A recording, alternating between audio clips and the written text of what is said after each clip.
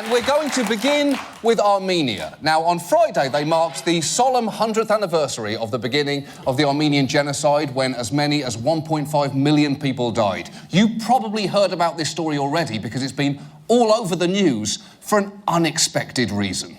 The Kardashians are reportedly in the country to tape their reality show and pay tribute to victims of Armenian genocide. Kim and Kanye did spend time commemorating the 100th anniversary of the Armenian Genocide. What is important in Armenia this month? What's the significance? I mean, I know it's the genocide thing that's happening, but... How do you know that? How do you know that?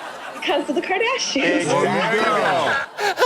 Oh, God. Look. To be fair, the only reason I know about chemical warfare in Syria is because of Vanderpump Rules. And that's only because I happened to Google, is there anything worse than Vanderpump Rules? And it was the only thing that came up.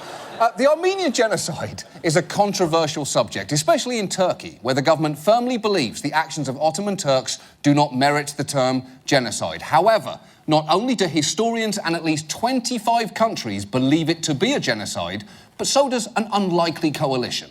Turkey has condemned the Russian President Vladimir Putin for calling the Armenian massacre a genocide. The Pope called it a genocide. George Clooney called it a genocide. Wow. Putin, the Pope, and Clooney. Okay. For a start, kill, marry, fuck, respectively. That's the easiest round of that game I've ever played. That was very easy. Secondly, if all those people say it is a genocide, who says it isn't? The White House has called it a mass atrocity, but President Obama has stopped short of using the word genocide. OK, and if you're wondering why he stopped slightly short, it's because Turkey is an absolutely vital ally. So to avoid upsetting them, the president had to consult his diplomatic thesaurus. Genocide, can't say that. Snafu, that's too glib. Big murder party, that's warmer. Armenia's terrible, horrible, no good, very bad day. Let's just go with that and hope they don't notice. Still, President Obama being afraid of the G word is a little surprising, especially because Senator Obama was pretty comfortable with it.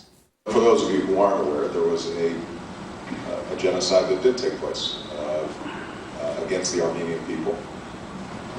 It is one of these situations where we have seen a constant denial on the part of the Turkish government and others that this occurred. And apparently one of those other deniers is myself from the future. I know that because he came back and told me. I told him what he was saying made no sense. He just said Benghazi and left. I don't know what any of it meant.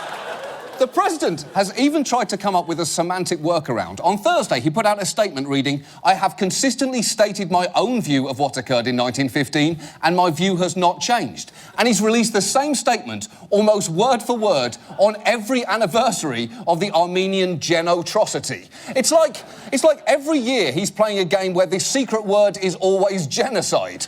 It's like the most depressing episode of Pee-wee's Playhouse ever. But let's move on to